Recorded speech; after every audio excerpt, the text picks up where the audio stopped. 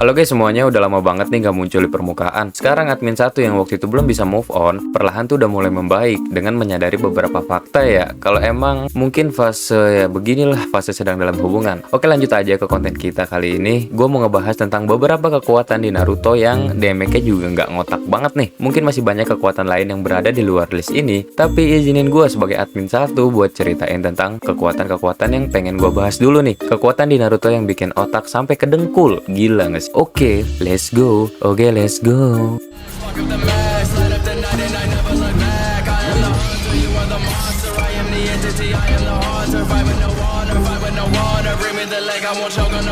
Yang pertama, jurus yang pertama bisa kita mulai dari Mugen Tsukuyomi. Jutsu yang menjadi senjata terakhir di anime Naruto ini nggak lain dan nggak bukan yaitu Mugen Tsukuyomi. Jurus yang memakan korban secara massal ini disebut juga sebagai rencana mata bulan. Plot twistnya nih teman-teman, jurus ini ternyata direncanai oleh Zetsu Hitam untuk membangkitkan kembali ibunya yang bernama Kaguya Otsutsuki. Jadi ada dalang di balik dalang dalam peristiwa ini. Saking kuatnya jurus ini, binatang pun bisa kena efeknya loh. Sungguh bahaya banget nggak sih? Nah, coba aja nih lo bayangin kalau misalnya semut binatangnya kecil banget kena Mugen Tsukuyomi, kira-kira dia bakalan mimpi apaan cuy? Oh iya, ciri-ciri yang paling mencolok apabila lu terkena efek ini adalah mata dari korban berubah menjadi Rinnegan, dan kalau kelamaan bakalan terhubung dengan pohon Shinju lalu berubah menjadi Zetsu putih. Gila nggak sih? Tapi nggak tahu, jadi ini ngegabungin antara Asura dan Indra dan keturunannya dan sel-selnya, dan intinya begitulah kekuatan ini digabungin. Yang kedua yaitu ada Mokuton Shinsu Senju. Jurus ini merupakan jurus dengan elemen kayu yang memiliki patung Buddha dengan 1000 tangan di punggungnya. Jadi mirip suatu iklan. Tayangan utama maksudnya tangan utama dari patung ini seperti sedang bertapa atau berdoa. Jadi yang nyerang itu bukan kedua tangan yang seperti manusia kita. Patung ini juga memiliki ukuran yang sangat besar, bahkan melebihi biju. Gila, gede banget. Untuk mengaktifkan kekuatan ini, Hashirama perlu menggunakan Sage Mode yang membuatnya lebih kuat dan dapat kekuatan tambahan dari alam. Bayangin aja ada patung yang gede banget, terus mukulin lu pakai 1000 tangan, mirip kayak Gatling Gun-nya Luffy, tapi ini tuh versi lebih keras gitu loh, karena dari kayu. Kayunya juga nggak tahu kayu apaan, bisa aja jadi kayu jati. Yang ketiga ada Dojutsu Rinnegan. Lalu ada kekuatan yang berasal dari dewa dan menggunakan indera penglihatan, yaitu mata. Ini adalah mata Rinnegan yang dapat meningkatkan kemampuan dari penggunanya. Kelebihan pengguna mata Rinnegan adalah mampu menguasai beberapa jurus alam dan hebat yang hanya dapat dilakukan oleh penggunanya. Belum lagi pengguna ini dapat menyerap jutsu, memantulkan jutsu, bahkan mengeluarkan batangan hitam yang kalau lu terkena bakalan jadi netral cakranya dan auto lemes gitu loh. Salah satu teknik buat menghindari jurus ini yang seperti dilakukan menggunakan taijutsu seperti Gai, menggunakan Sage Mode seperti Naruto yang berhasil merubah salah satu pain menjadi katak, atau menggunakan ceramah no jutsu dari Naruto sehingga pengguna bisa sadar kalau hidup itu cuma sebentar. Belum lagi nih ya, jurus-jurus aneh yang bisa dikuasain sama pengguna Rinnegan. Keren coy, asli. Lu bisa ngelihat waktu pengen ngeluarin jurus-jurus anehnya, bisa ngendaliin anjing yang gede, terus bisa bangkitin patung dari neraka yang menghidupkan nyawa-nyawa orang lagi atau memasukkan nyawa-nyawa orang itu. Intinya begitulah. Lalu yang keempat ada Edo Tensei. Jurus ini merupakan jurus yang digunakan pada Perang Dunia Shinobi keempat. Jurus ini dikembangkan lagi oleh Obito, dimana sebelumnya diteliti oleh Orochimaru dan ditemukan oleh Hokage kedua, yaitu Tobirama Senju. Jurus ini digunakan untuk melawan aliansi Shinobi dengan menggunakan mayat ninja yang tubuhnya dirasuki kekuatan serta jiwa orang yang dipanggil atau disummon. Uniknya, ninja yang dipanggil atau dibangkitkan menggunakan jurus ini tetap memiliki kesadaran dan ingatan penuh atas hidupnya. Namun, dalam kasus Perang Dunia Ninja keempat, para mayat Edo Tensei ini dikendalikan oleh Kabuto dan hanya beberapa ninja yang mampu lepas dari kutukan ini. Di antaranya adalah Itachi dan Madara. Jutsu ini sangatlah kuat karena apabila pengguna dapat membangkitkan kembali ninja yang overpower, itu akan sangat merepotkan bagi barisan musuh. Dan lebih parahnya lagi nih ya, untuk menggagalkan jurus ini, pengguna harus melepaskan segelnya dengan kesadaran. Karena apabila penggunanya mati pun, jurus ini tidak akan batal dan terus berjalan tanpa akhir. Makanya Itachi nggunain Izanagi buat ngebatalin jurus ini, nggak langsung dibunuh tuh si Kabuto. Yang kelima, ada kekuatan Jubi atau ekor 10. Ini merupakan monster berekor paling kuat dan menyebalkan sepanjang anime Naruto menurut gua. Hingga saat video ini dirilis ya, ini tuh nyebelin banget, gede, gila kekuatannya keren. Bayangkan, melawan satu ekor biju aja udah sangat ngerepotin. Bagaimana jika ada yang lebih kuat dari 9 ekor biju? Ya, tentu bakalan nyebelin banget. Bahkan butuh kumpulan ninja-ninja hebat untuk bisa menghentikan pergerakan dari monster ini. Keempat Kage, kelima deh maksudnya, nyampe dikumpulin semuanya dari yang masih hidup sampai yang udah mati. Jujur nih ya, admin kurang suka sama bentuk dari Jubi karena menurut Mimin dia punya banyak bentuk yang aneh dan gak enak aja gitu dilihatnya. Pada saat perang dunia shinobi yang keempat, Madara dan Obito menjadi Jinchuriki dari Jubi sehingga mereka dapat menggunakan sebagian kekuatannya untuk melawan aliansi shinobi. Yang keenam yaitu Gedomazo. Kekuatan patung cabul yang satu ini sebenarnya masih misterius, selain cuman bisa nampol-nampol doang ya.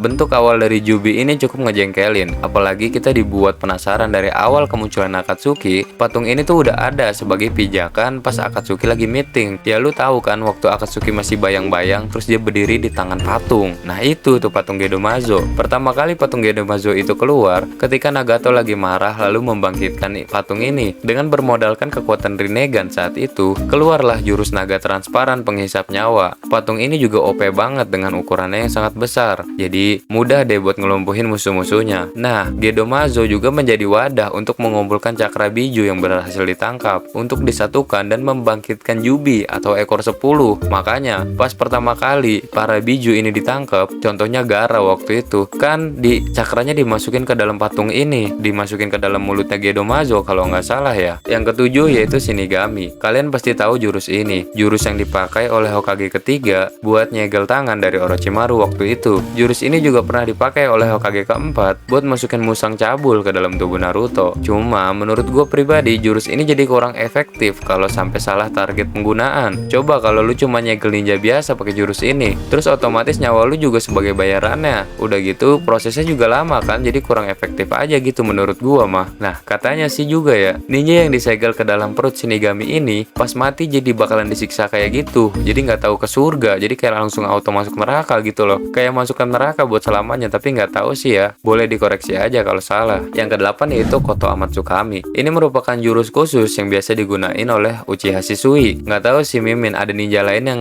bisa atau enggak pakai jurus ini. Danzo nggak dihitung ya, karena itu masih pakai matanya Shisui. Jadi jurus ini merupakan genjutsu tingkat tinggi, di mana penggunanya bisa mempengaruhi cara berpikir lawan tanpa disadarin. Jadi lawan bakalan mikir kalau keputusan yang diambil itu berdasarkan keputusannya sendiri. Padahal dia tuh nggak sadar kalau otaknya udah dicuci Oma Sharingan ini. Selain itu, dengan menggunakan jurus ini juga Itachi berhasil lepas dari ikatan Edo Tensei Kabuto. Mata Shisui ditanamkan ke dalam burung gagak yang masuk ke dalam tubuh Naruto saat itu dan dikeluarin lagi buat nge-cancel pengaruh Edo Tensei di Itachi. Padahal nih ya, kalau nggak salah sih, Itachi ninggalin itu buat bikin sadar Sasuke, tapi akhirnya harus digunain oleh Itachi buat bikin sadar dirinya sendiri dari ikatan Edo Tensei. Ya, tapi untung-untungnya juga sih good ending, karena Sasuke bisa sadar juga melalui banyak momen yang telah terjadi, meskipun harus banyak drama dulu si Uchiha satu ini. Lalu yang ke-9 ada Sel Hashirama. Kekuatan ini sebenarnya masih misterius sih, kenapa cuman Hashirama aja gitu yang bisa dapet. Apakah karena dia reinkarnasi dari Asura? Coba deh, sejauh ini yang bener-bener bisa jago buat pakai Mokuton sampai jadi pohon itu siapa? Nggak banyak kan? Dan dewanya juga masih Hashirama gitu, dewa shinobi itu Hashirama. Diketahui juga, bagi orang yang menggunakan Sel Hashirama, dia bakalan memiliki daya tahan tubuh dan regenerasi yang tinggi. Bahkan Uchiha Madara pun bisa panjang umur pas ketemu Obito juga karena bantuan dari sel ini. Pas perang dunia shinobi keempat, juga dia kuat salah satunya karena penggunaan sel ini. Danzo yang waktu itu udah pakai Sel Hashirama aja sampai nggak bisa ngendaliin dan mau dikutuk jadi pohon. Sayang aja dia nggak bisa ngendaliin kekuatannya dengan maksimal. Tapi coba deh lu bayangin, kenapa Sasuke nggak mau sih dibikinin tangan palsu pakai Sel Hashirama ini? Secara kan ya, kalau misalnya dia gabungin Sel Hashirama ke badannya dia tuh bakalan punya kekuatan yang gila tuh, asli gila banget. Bisa jadi Madara next chapter atau Madara chapter 2 gitu loh. Atau dia bisa aja jadi Jinchuriki Jubi lagi.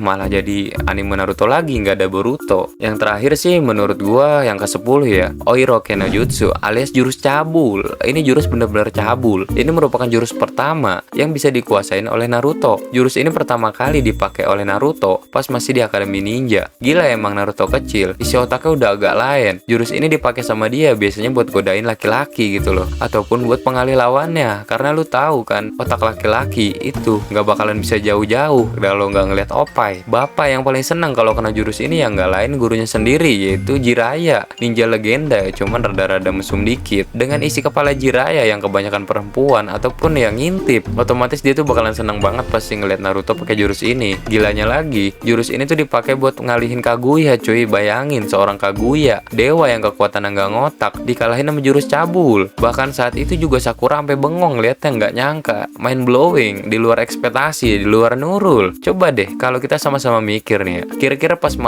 Naruto masih masa puber, dia pernah nggak ya jadiin klonnya atau bayangannya pakai jurus ini? Coba bisa nggak sih? Atau lu Naruto kadang-kadang gila juga? Coba, ayo siapa yang pernah ngebayangin Naruto gila? Tolol.